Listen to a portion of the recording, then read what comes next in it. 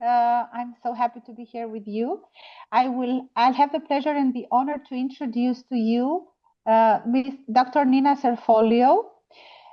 She's an MD, DFAPA Assistant Clinical Professor at the Icahn School of Medicine at Mount Sinai.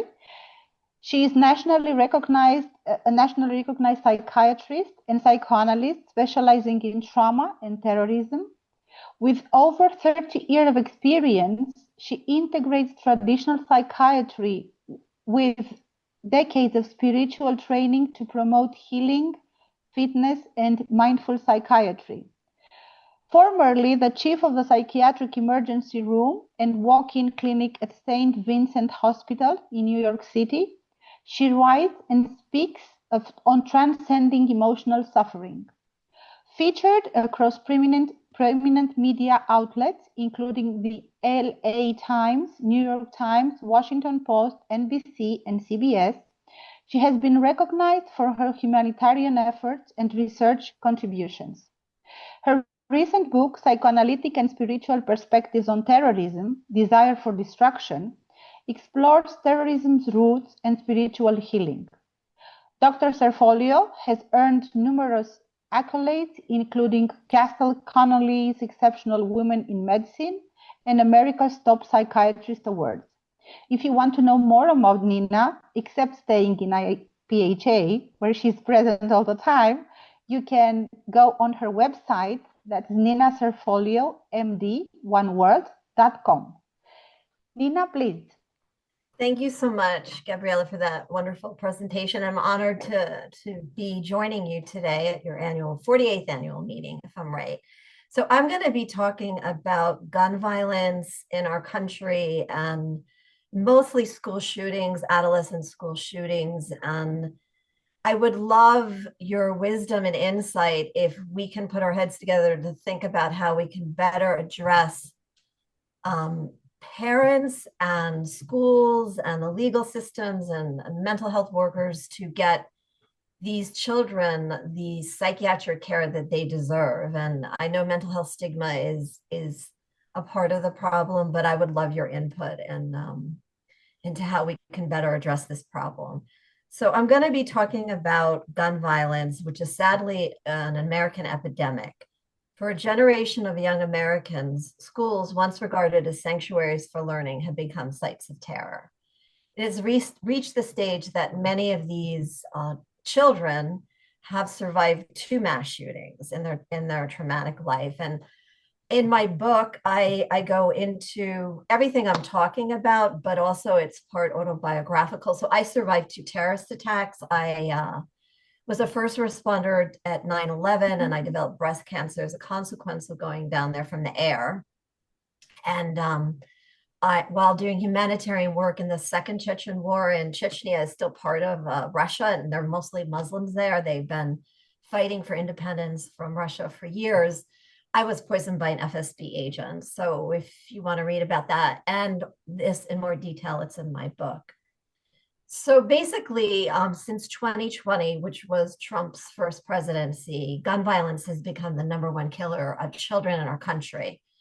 And I should say it went up 34% in Trump's first presidency. It went down 14% in Biden's presidency, because basically he instituted common law gun restrictions. Psychiatrists in the legal system need to better communicate how serious, profound childhood abuse may predict future acts of violence. And I should say that most of the, not just adolescent school shooters, but regular school shooters, adult shooters, the majority of them have suffered profound childhood abuse, isolation, and neglect. There's an urgent need for families of adolescents with psychosis to obtain immediate psychiatric treatment. An interdisciplinary approach is needed among families, school counselors, law enforcement, mental health workers, and lawyers. So my talk is basically a call to redouble our efforts to secure appropriate psychiatric treatment for our children with brain illness who are isolated and may have a higher risk of violence than the general population. So I'm just going to talk briefly about the research that that I did with my psychiatric team who were from Stanford. And we basically looked at, I believe it was 155 mass shooters from the Mother Jones database. So the Mother Jones database is a collection of all mass shootings in the country. And we basically took every mass shooter who survived, which usually, obviously, most of these shooters are suicidal and they die. They're killed by the police or by themselves. So we took 35 cases, which was every case at that time where the person survived, and we found, and then we took 20 of the mass shooters randomly from the remaining 155, and we found that 87.5% of the mass shooters that we studied had severe undiagnosed psychiatric illness. Often with the school shooters, tragically, these adolescents were misdiagnosed. Often they had psychosis or undiagnosed schizophrenia, and they often were misdiagnosed with attention deficit disorder or autism spectrum disorder or depression. And I would love to discuss the reluctance maybe of mental health professionals to diagnose schizophrenia, or perhaps it's something that we need better training in. But it was a recurring pattern in these children. I think there's a reluctance perhaps of mental health practitioners to diagnose schizophrenia because it's portrayed as a devastating diagnosis, but it's really not. I remember the rule of threes from medical school, which is a third of schizophrenics will get better, a third will stay the same, and a third will have downward drift. But the earlier that antipsychotics are started, the better their psychosis is resolved and less medication it takes. So yeah, I wanted to emphasize that, and just that so many of these mass shooters came from families of intergenerational trauma. Parents had substance abuse. Despite them knowing about their children hearing voices, telling them to kill, or being suicidal, being obsessed with other mass shooters, they, for their own, their own sense of their traumatic childhood and their inability to take care of themselves, they weren't able to get their child the care that they needed. So, and then I'm going to be talking about two cases. So, yeah, okay. So also I should say that these children's souls are minds, and they were decimated, leading to the desperate need for an auxiliary weapon to solve their hopeless dilemma of feeling that they're nothing. Often their families do not see or do not report psychotic symptoms from the treating doctor. Thus, the underlying psychotic symptoms remain untreated and exacerbated. They're discarded by their families, schools, and communities, and these children have become even more desolate and isolated. So severe childhood trauma often precludes the ability to possess flexibility of cognitive scanning and good thinking. So the adolescent perpetrator is more likely to grow into a brittle adult who can only reflexively reenact his childhood violence. As adolescents grow up with abuse and neglect, they may reenact their childhood violence. So I'm just going to say briefly before I go into these cases, and there's a TED Talk and also YouTube talk of Aaron Stark, who said, in the title is "I Was Almost a School Shooter." So he's very typical case where he was abused, neglected in his family. His parents were violent with each other and also with him. By the time he was 13, he was pretty much homeless. He was living on other friends' couches when he could. He wasn't clothed properly. He couldn't take a shower. He was bullied at school. He was overweight. And He planned to go to get revenge. He was suicidal, but he was going to go to his high school. And I should also mention that all these kids are very smart, probably smarter than the doctors and the judges and the parents that are in their lives. And he was going to go to school to be a school shooter and then commit suicide. And he went to say goodbye to one of his friends who had taken him in periodically, allowed him to sleep on the couch. He said, "You don't look right. I want you to come in." He offered him a shower and food. And that simple act of kindness stopped his school shooting. And I highly recommend his YouTube or TED Talk. It's very profound and powerful. And I do believe that by simply reaching out to these troubled kids, it can make a difference. So the first case I'm going to present is ML, who was one of the adolescent mass shooters that we studied in our research study, because he typifies the complex consequences of loss, trauma, bullying, abandonment, and undiagnosed psychiatric illness that many of these adolescent mass shooters experienced. ML was at the time, he was a 19-year-old male. He not only endured significant trauma, was born with fetal alcohol syndrome due to his biological mother's alcoholism. In addition, he had periods of paranoia and heard a demon in his head telling him to kill. When I studied his case, I will never forget this. It was after the school shooting. He survived, and the police detective was talking to him, and he told the police detective that he heard a voice in his head telling him to kill, and the police detective told him to stop making things up. So this is like an example of how society and all of us minimize severe psychiatric symptoms, psychosis, and how we're not prepared to deal with it. And it really upset me when I viewed that video. I felt like it was bullying of him yet again. On someone who. Okay. So ML took an Uber to his high school and opened fire with a semi-automatic rifle. Tragically, he killed 17 students and injured another 17 at his high school. He was able to flee and blend in with other students, and he threw away his weapon. ML had been expelled the year previously from his high school. ML and his half-brother were adopted by their parents as small children and never knew their biological parents. ML grew up being bullied by his younger brother and his friends. After finding his adoptive 67-year-old father dead in his home, ML's behavioral problems escalated. He wrote about his loneliness, feeling that he would never be happy with his life and had no money or friends. After his adoptive father's death, a school psychiatrist wrote that ML had anger that was hard to control, and ML had reported a dream of his killing people and being covered in blood. ML then smiled and told the psychiatrist that he sometimes says things for shock value.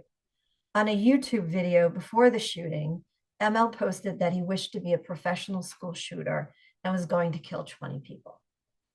In ML's case, every red flag was there, and despite many legal and mental health systems being notified and others trying to intervene, tragically, ML fell through the professional tracks. He was reported at least 3 times to law enforcement by his mother, neighbors, and others, warning that he could carry out a school shooting. Despite the FBI receiving a tip from a person close to ML who was worried about him getting into high school and just shooting the place up, the FBI did not intervene. At school, ML was often angry and threatened to hurt others. He was known for his dark personality, obsession with violence, and was quickly identified after the massacre by his peers as a likely shooter.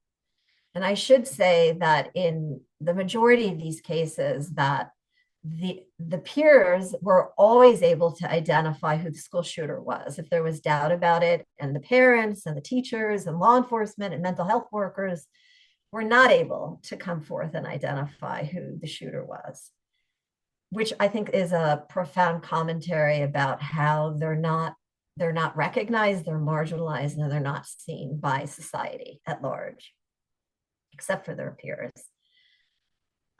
So he had been suspended from his high school for fighting and was transferred to another school for troubled students. While in high school, a guidance counselor reported that ML drank gasoline, had other suicidal thoughts, and said that he had a gun and was thinking about using it. Mental health clinicians went to the high school to assess ML and said that he didn't own a gun. Tragically, they determined he didn't meet further criteria for mental health assessment. The following day, a school guidance counselor reported that ML wrote the word kill in his notebook and was concerned that ML might purchase a gun.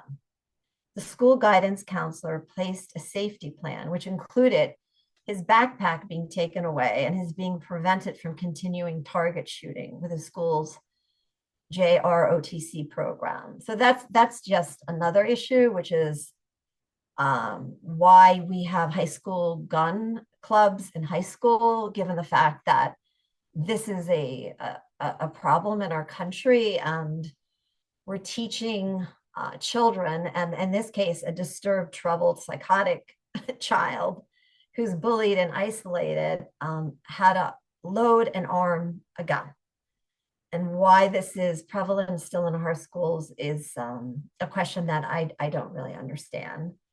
Still, mental health clinicians chose not to hospitalize ML. Despite all these warning signs, a federally licensed gun store allowed ML to legally buy a .223 caliber rifle used in the mass shooting. Feeling shunned, ML spent a great deal of time feeling resentful and ruminating on past humiliations. Eventually, his ruminations evolved into fantasies of violent revenge. So the jury recommended ML be sentenced to life in prison, a move that many left, including the victim's loved ones, feeling disappointed and angry. Although many were shocked, some were not surprised, including me, by the jury's decision that the mitigating factors of this young man's life, meaning his undiagnosed mental health illness, his childhood abuse, isolation, his bullying, outweigh the crime's aggravated factors. So he was not put to death. And that's also a common recurring factor in these mass shooters, that despite the evidence not being in question that they were the mass shooter, that they killed many people, that they didn't get the death penalty, because often the mitigating factors of their undiagnosed psychiatric illness and background of childhood abuse and neglect is taken into consideration by the jury, and they're always, or usually, not always, but usually given a life sentence. There was one case that I studied where the man actually requested to be put to death, and tragically he was. So as seen in this tragic case with ML, school shooters are often victims of unheeded psychological turmoil. The role of malignant shame, compulsive fantasies of retaliation, and deficiencies in the capacity to think clearly all play a role in their assaults. Their violent vengeance can be understood in that it preserves perverted collective ties, sense of belonging, and social recognition. Too often, there's a history of disorganized attachment and full self-pathology that have important implications for their being radicalized and retaliating. Similar to ML getting caught up in the shame-rage cycle, too many of these young assailants who experienced bullying were unable to resolve their trauma and became overwhelmed with wishes of vengefulness. Profound isolation like that experienced by ML breeds loneliness. Loneliness is commonly experienced by these adolescent school shooters. The isolation of our children, in large part, comes from the limited emotional skills that they may learn from their families and being marginalized by their peers. They don't learn crucial coping strategies and healthy conflict resolution skills. So when they get angry, they're more likely to become overwhelmed and lash out in violent ways. Isolation can render a sense of psychological impotence, which is so often experienced in these adolescent school shooters. The societal pressure placed on our boys to constantly perform, compete, and achieve is not only emasculating, but contributes to these boys' feelings of chronic inadequacy. When these boys feel impotent, they may rush into counterphobic violent behavior, which temporarily instills a perverted sense of potency. Many of these adolescent school shooters were unable to process their feelings of hopelessness, So they arm themselves with an assault weapon to regain the feeling of being powerful, and then displace their feeling of terror and powerlessness into their victims. So unfortunately, parents may tragically fail to intervene when they see red flags.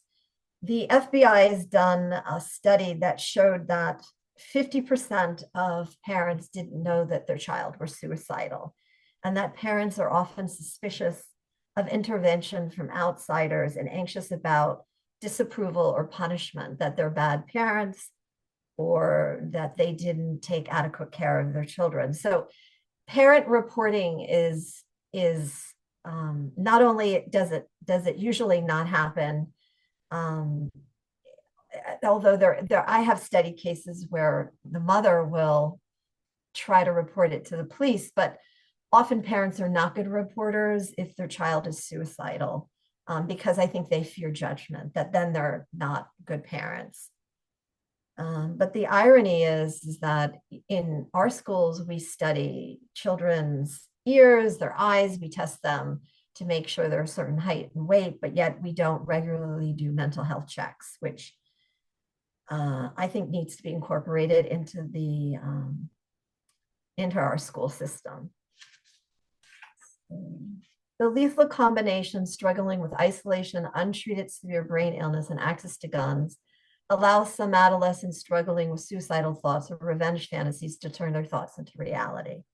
As adolescents, their social skills and brains are not fully developed, so they're more at risk to act out their violent thoughts without clearly thinking through the irreversible and horrifying consequences. So that was a case that I think is tragic, and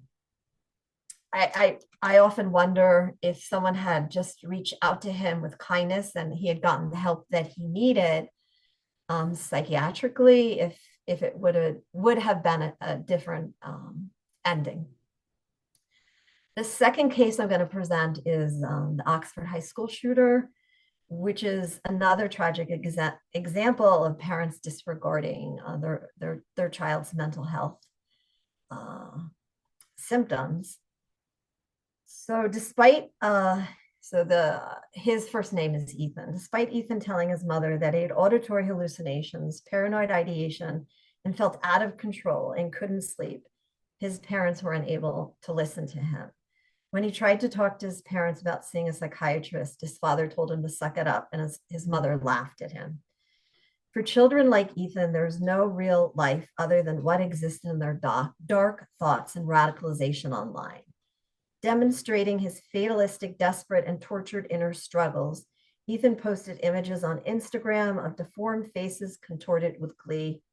Despite these alarming warning signs, his mother bragged on social media that she took her son to the shooting range after the father bought him a pistol for a Christmas gift.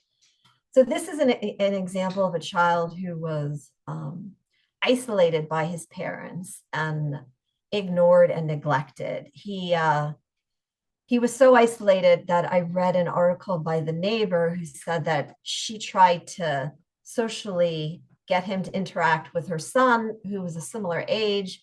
She took Ethan at one point on a vacation with her family, and then at another point offered to babysit for Ethan for free, but the mother refused. So he was isolated at home and also had paranoid ideation at home that a demon was after him. On the morning of the shooting, Ethan had drawn on his geometry homework a pistol, almost exactly like the one his parents had bought him. He had drawn a human figure filled with holes and a laughing, crying face. He had written, "The thoughts won't stop. Please help me. Blood everywhere. And the world is dead." For children like Ethan, who are misunderstood, neglected, and most likely suffering from undiagnosed and untreated severe psychosis and brain illness, they often feel increasingly discarded by our society, that there's no place for them in the world. On videotape, he stated that his motivation was that he wanted to teach his classmates a lesson about how alone they were, and he wanted to kill the prettiest girl in his class to show her that she was alone. Violence and death becomes the only option for these disenfranchised children. They feel blown up by society, and the answer becomes to blow themselves and others up. When someone finally cared enough to inquire how Ethan was coping, he told the dean of the high school that he was feeling sad, isolated, obsessed with violent video games. He explained he was grieving the death of his grandmother and a dog and the loss of his only supportive friend who was not coming to school anymore. The dean was concerned that Ethan was suicidal.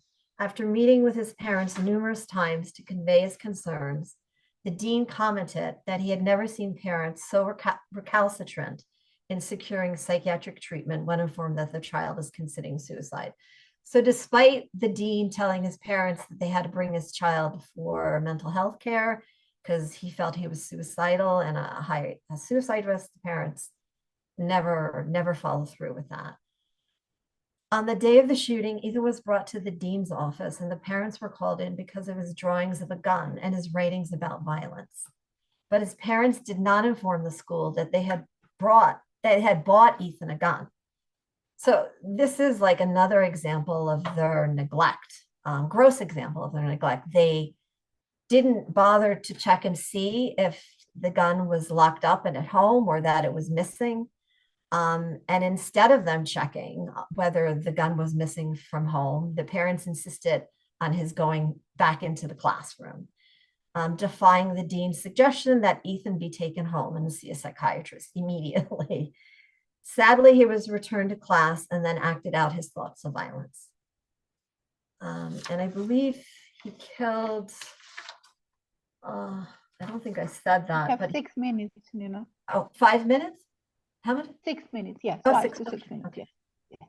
Okay, so Ethan was charged as an adult and found guilty of 24 felony counts, including first-degree murder of 4 students, assault with the intent to murder, possession of a firearm, and terrorism. The 2021 Oxford High School shooting is a rare example of a school shooting that was considered terrorism.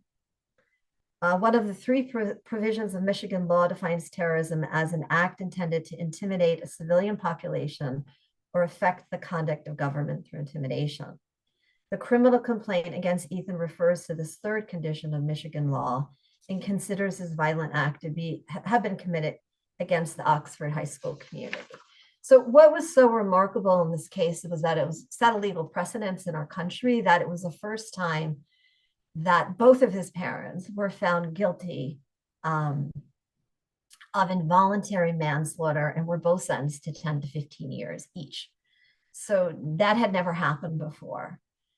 Many feel that it was negligent and irresponsible for his parents to be so reckless as to buy a gun and tell their teenager, who was isolated, paranoid, psychotic, obsessed with guns, and hearing command auditory hallucinations to kill, that it belonged to him. And since that time, obviously, there have been other parents that now have been found legally responsible for their child's violence. And an up and coming one is the Georgia high school shooter, with his father being held legally responsible for also buying his psychotic son a gun. The vengeful state of mind like that experienced by Ethan and so often experienced by the adolescent shooters can be seen as a psychological fixation that is held in place by the workings of hidden shame dynamics, which in extreme cases transform a prodromal disorganized shame state into a vengeful state of mind. Vengefulness is one example of shame rage cycles that can be understood as unacknowledged shames that triggers rage. In addition to psychiatric medication for psychosis, these assailants would have benefited from psychotherapy as well. The combination of medication and psychotherapy is a gold standard of the possibility of resolution. Working through this vengeful state of mind can lead to forgiveness, and forgiveness is seen as a working through of splitting, which is an important feature of resolving vengeful feelings.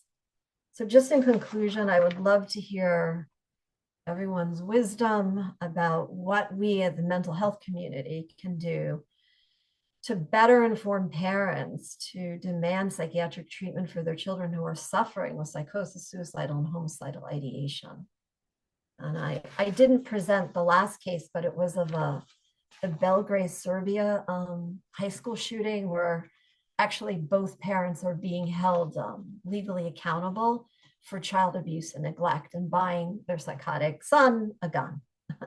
It's the same story over and over and over again. Thank you for listening. Thank you, Nina. Thank you very much. So we have 30 minutes for discussion.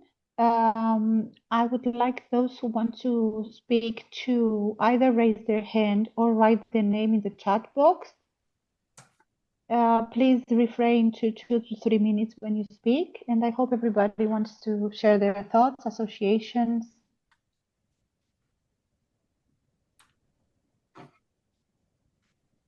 Marcy, please. Hi, Nina, thanks ever so much for that illuminating presentation. So you describe how adolescents who become mass shooters grow up with abuse and neglect and often and reenact their childhood violence. Now, as you know, many children suffer from abuse and neglect and don't go on to become mass shooters. Is psychosis or paranoid ideation sort of a commonality that these mass shooters share? I'm so glad you brought that up because I didn't say this and I was negligent not to say it, which is most people with mental health illness, with schizophrenia or psychosis, are not more violent than the rest of the population. In fact, they're more likely victims of violence. But nonetheless, we identified in our study and in other research study as well, that we seem to have identified a subpopulation of people who are suffering with psychosis and that are isolated. And most of them are men, although there's the recent example of the Christian high school shooter with a girl whose father is now also being held legally accountable for buying her a gun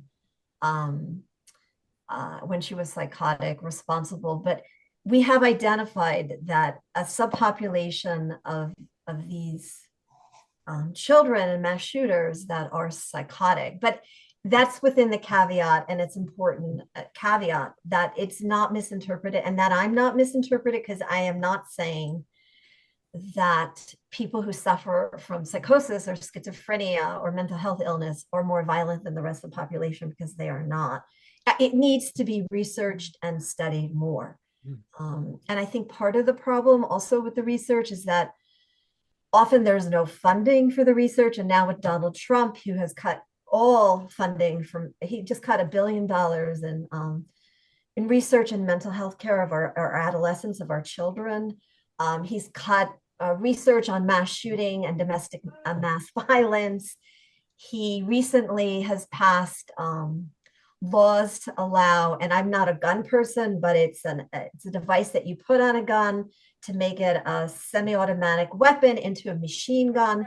And how disturbing all this is, because it's just going to increase the number of deaths with each of these episodes.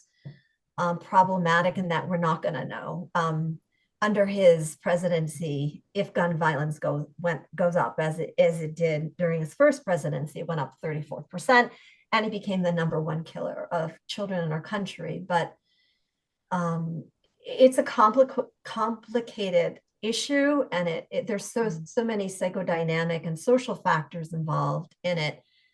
It needs to be better researched and studied. And often in the research, I was part of a Harvard research study, and I was the only psychiatrist because I guess most psychiatrists who are high-powered research want to get paid. I really wasn't. I was paid minimally, which is not why I do the research. I'm trying to make a difference. But often in the research, they leave out the mental health component. So for instance, in that research study, who was done by 2 brilliant psychologists, nonetheless, they had, I think they were medical students assessing, coming up with diagnoses for psychiatric disorders, which, is not, in my assessment, it's not adequate. In our research study, we had Ira Glick, who's a schizophrenia research specialist. His specialty is schizophrenia, and diagnosing adolescent onset, early onset schizophrenia, which is, also not my expertise, but I ran the psychiatric emergency room. If I would have a child that was hearing or seeing things that weren't there, I certainly would refer them to someone who was an expert and that could treat them with antipsychotics, or, I would treat with antipsychotics as well. But Okay. it's just a problem that it's so complex and so not properly studied, that in my mind, to try to decrease the violence, it needs to be better studied. That being said, mass shootings have gone down, and there's more averted school shootings because we have better detection. The FBI and the police take more seriously these reports and intervene. So I think we have gotten better at averting school shootings, but not really in addressing the mental health aspects of it. Okay. Thank you, Nina. Okay, great. So Doris has a suggestion. Yeah, Claire, I saw you. I put it on the chat box.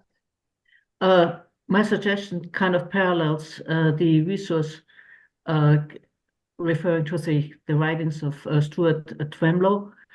And the book I could recommend is by the modern psychoanalyst Kerman, Modern Psychoanalysis in the Schools. He was a teacher, and at the time, it's not dealing specifically with school shootings, but at the time, the schools already had a lot of more disturbed children, which made it very tough for the teachers to teach productively. And Kerman had the idea to integrate some techniques that helped people in mental health groups also to increase cooperation in the classroom. And I think it's valuable, and especially the presentation highlighted how it's the other students who know who's in trouble, whereas the professionals have less of a clue. And we have the lack of funding. So I think if maybe on a volunteer basis, just to survive, if those kinds of techniques and attitudes could be implemented, it might actually give a reduction in attempts, just like one of the shooters or potential shooters was stopped by a friend of him reaching out and offering him some food and a shower. Yes. What was the name of the book again? Modern Psychoanalysis in the Schools. And Kerman is Kerman? Kirman. Okay, thank you so much. I'll try to look it up, and then if it's not correct, I'll try to give you the correct. Yeah, write it in the inbox, Doris. Yes, thank you. Herbert? First of all, No, thank no. you. Howard, it's Herbert. Sorry, Howard. Yeah. I said Herbert. Yeah. Okay, greetings from the West Coast. First of all, I would like to address the problem of bullying as a major stressor in this situation. And I want to cite the research that was done by the National Threat Assessment Center of the U.S. Secret Service, where they did an extensive report in 2002 on the sources of violence in schools, and also the work of Stuart Twemlow, who was did major research on the problem of bullying. There's the bully victim bystander syndrome, where bystanders enable the bully to perpetuate his violence against the victim, who in turn commits major violence. And I think these are very important works. Now, also, I would like to add that the majority of shooters have been identified as disturbed, as you pointed out. And nothing is really being done to really prevent. We have the SWAT teams coming in, and that's been they're very well prepared, but prevention is not really addressed as much as it could be. And also we have to address the problem of violence committed by adults, committed at work sites, and the perpetrators have been identified. Also, I would like to stress that in addition to gun violence, there are other sources of violence. There's bombings, there's stabbing, there's hitting people with baseball bats, even physical attacks have been fatal. So we have to really address violence as a whole, which of course includes gun violence. But I think if you eliminated guns overnight, we'd still have the problems of violence. And my feeling is what should be established is the violence prevention as a major academic discipline. It would include police science, the social sciences, behavioral sciences. And law enforcement officers could take that and get a degree. I think attorneys should be able to have access to that. But I really think that there has to be more of a comprehensive approach instead of just focusing on guns solely. It has to be viewed as a whole. So these are my comments. Yeah. Thank Yeah, you. I'd Thank like you so much, Herbert. Can I respond to that just briefly? Please, yes. So yeah, I loved your comments, and I think they're very insightful. After each of these school shootings, our response is to put in monitors to see if the kids have guns, or to put in more school resource officers, which are undercover policemen, and all of this has been shown to not deter gun violence in our schools. And in fact, it's a way that these businesses make money off of our children. And what has been shown to help is that when they institute within their schools comprehensive violent prevention programs that encourage children to get the mental health care that they need, to address their being bullied and isolated in therapy, that has been a way to stop the violence. So yeah. Okay, Howard.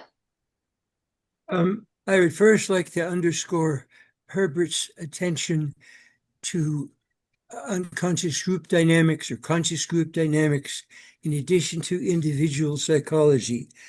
Attention paid to bullies and bystanders reminds me of the famous book by Raoul Hindenburg and the Holocaust, perpetrators, victims, bystanders.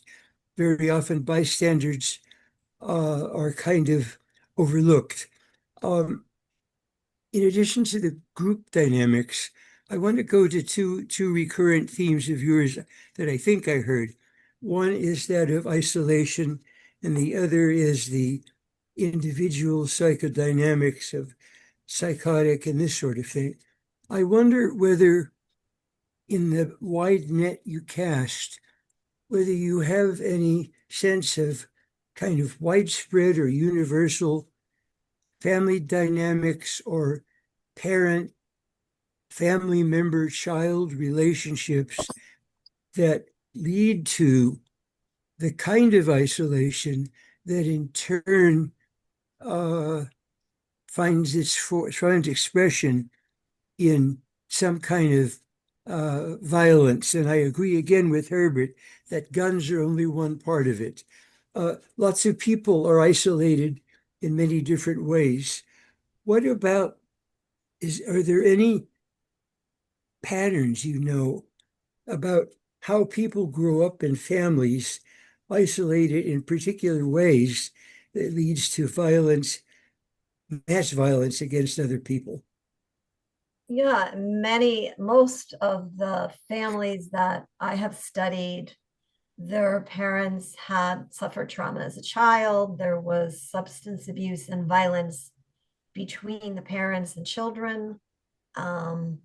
Often the father often the parents are minimally functional. Often the fathers suffer from a sense of feeling of inadequacy and being impotent. And they often compensate the fathers by hunting, having guns in the home, they're introducing their guns to their child as a way to deal with the child's feeling also of inadequacy, not being worthy, impotent, and being bullied at school. That this is kind of taught from father to son, that this is a way to feel powerful or compensate for feelings of not being worthy and bestowed on their child, as well as teaching their kid how to load and shoot a gun and taking them to shooting ranges and buying them guns. But it is this dynamic that the parents have limited emotional and psychological coping skills, and then they in turn neglect and abandon and abuse their child. So it's complicated. But yeah, I mean, with all of these cases that I've studied, that was a recurring theme. And sadly also that they encouraged their son to be part of high school gun clubs. When these children were homicidal, suicidal, obsessed with mass shootings, were bullied, isolated. I mean, I can give an example in high school. When I was in high school, I had a girl come up to me who was bullied. She was overweight. And looking back, her brother was schizophrenic and never got the care he needed. He was seeing and hearing things that weren't there. And despite his parent, I went to a private school, there was resources there, but he never got the psychiatric care he needed. Anyhow, this girl came up to me and she was laughing gleefully. She said to me, "Nina, I have something I want to show you." The urgency in her voice I heard. So we went into the girls' room into a stall. She locked the bathroom door, and she pulled out a handgun, a loaded handgun. And she said, "Nina, what should I do?" And I was angry in high school because I was marginalized and felt neglected. And I told her, Tracy, her first name was Tracy. I said, "You need to take the gun back to your father and lock it up and leave it alone." And, I like to think that stops something, but it's just sometimes like one person being involved in caring and reaching out and being kind that I think can also stop the violence. So I don't know if that answers your question. Thank you, Nina. That was powerful. Claire? Okay, thank you so much. Thank you, Nina, too. I'm coming from a very different approach. And actually, as I'm sitting here, I have a feeling that I'm going to be speaking to Brian, and I have a strong sense that I'll participate in the future from a different angle. I was the clinical supervisor of the family counseling program of the Board of Education many years ago. And we were funded. I'm a school psychologist, but I'm an analyst, but I also have a very strong background in social systems, family systems. And there's a very different approach to this question of violence. If you take it away from the individual and you move it into the larger community and you look at the individual, and I've written about this and I've had papers on this. I'm thinking of one which was looking at teenagers who were either suicidal or acting out and more violent. And I worked with the families within the school system. And the paper was entitled, I can't quite remember it, but the perspectives having to do with the individual, the family, and the interpersonal and the cultural.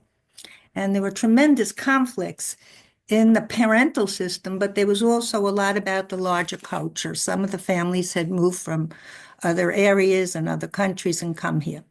We cannot move violence into an individual paradigm. We have to look at the larger culture and all the things that go on in that matrix. We have a class system, we have poverty, we have parents wheeling and dealing with all kinds of issues, and the child growing up is part of that family system. It's multi-generational, but it's also born of the culture and its approach. So why I'm bringing this in is it's a very different look at violence.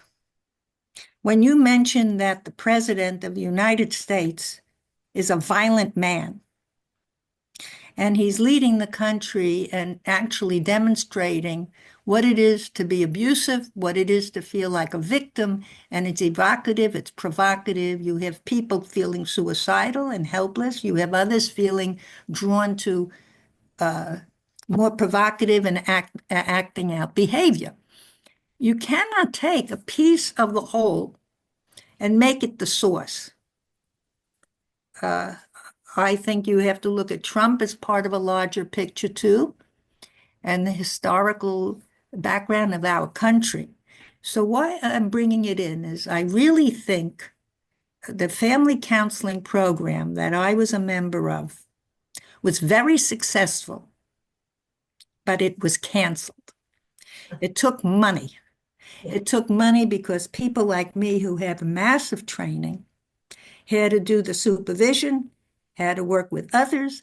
I ran programs within the school so that principals and colleagues and guidance counselors got trained, not just a master's program.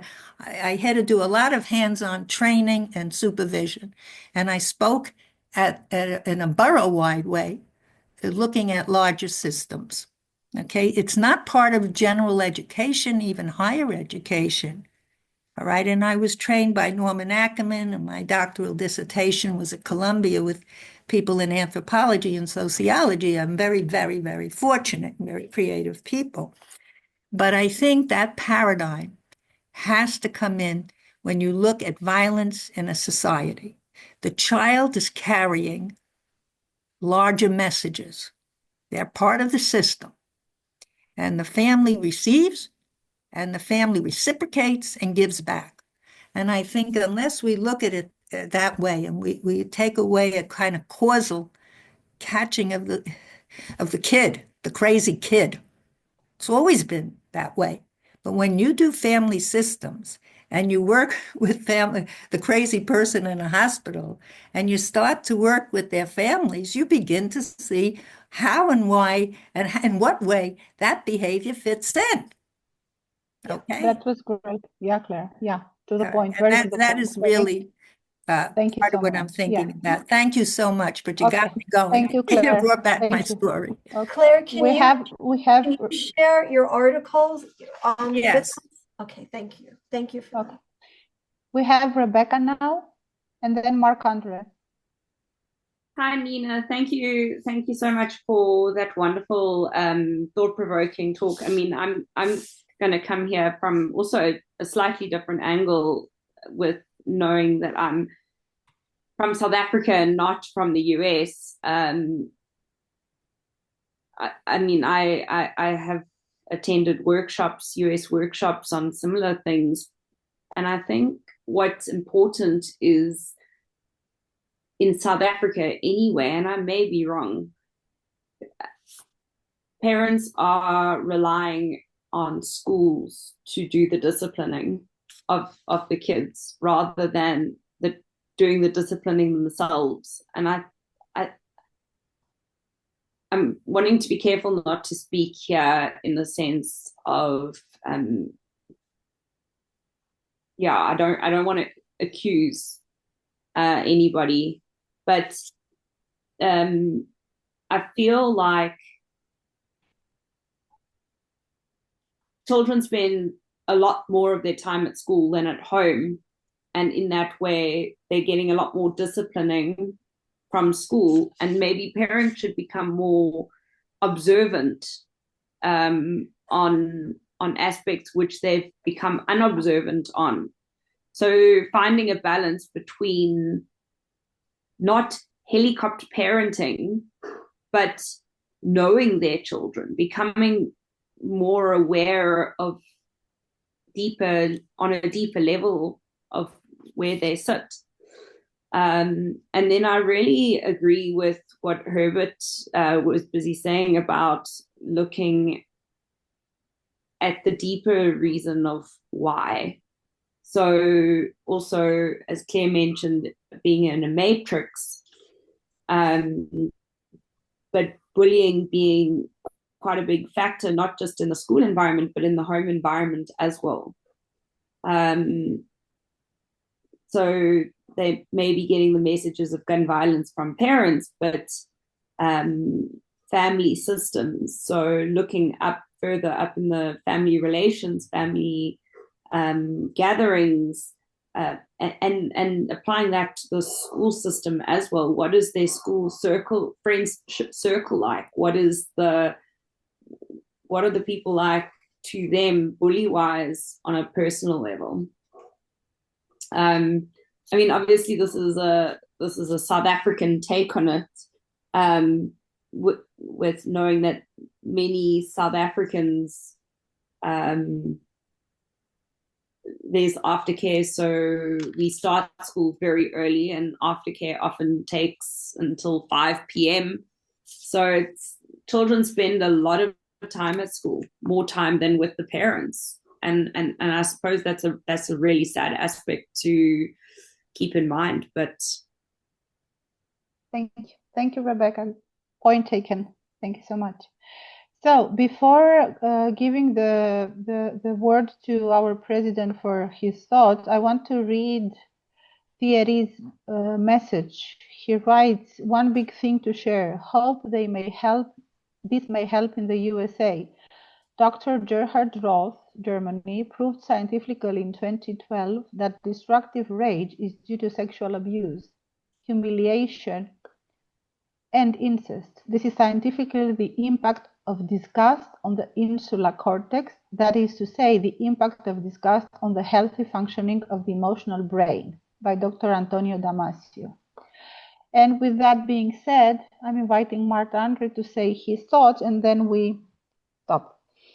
Okay, thank you very much. Thanks, Nina, for this talk.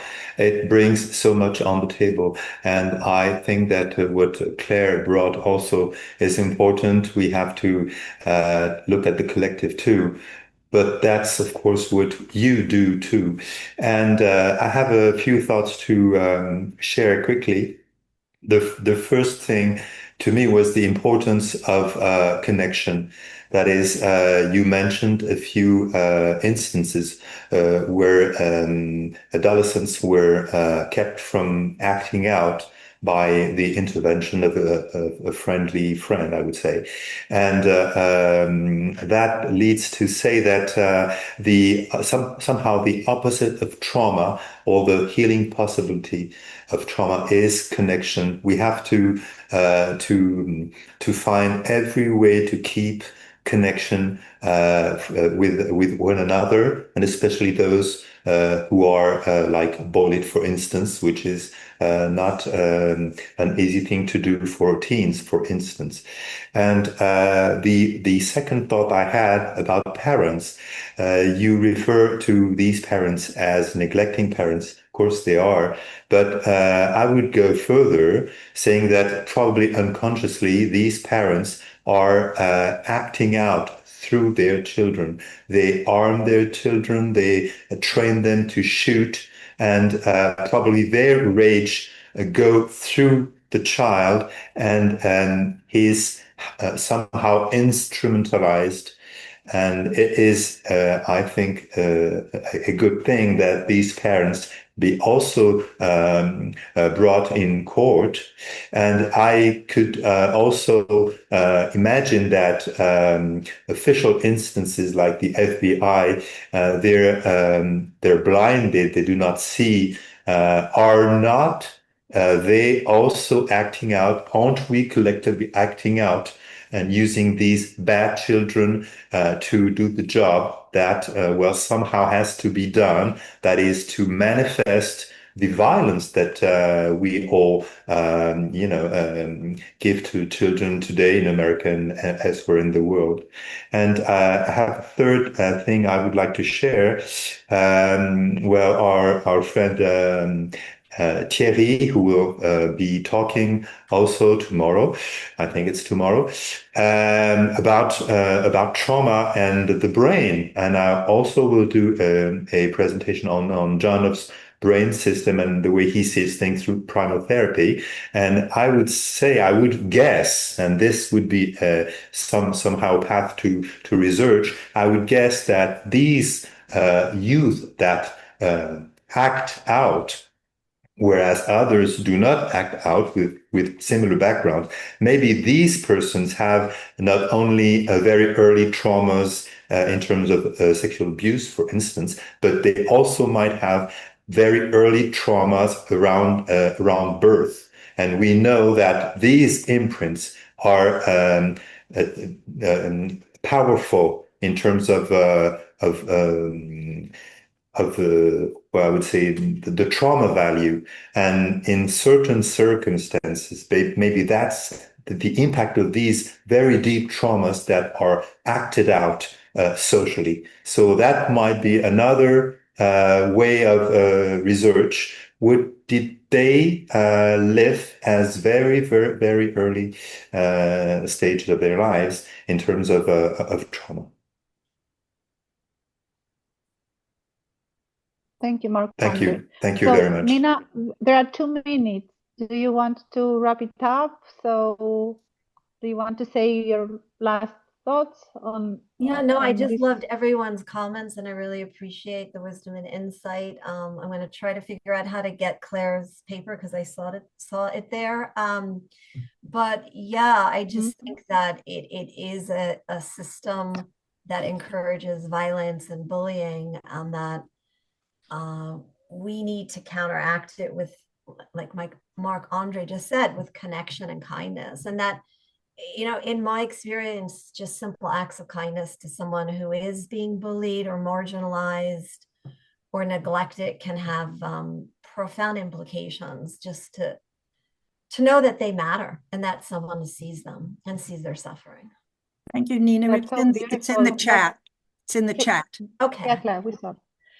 So that was so beautiful. Let's stay with that. Let's keep that thought of yours of kindness. And we have at the end of the day the work, the group process, so we can share our feelings later on.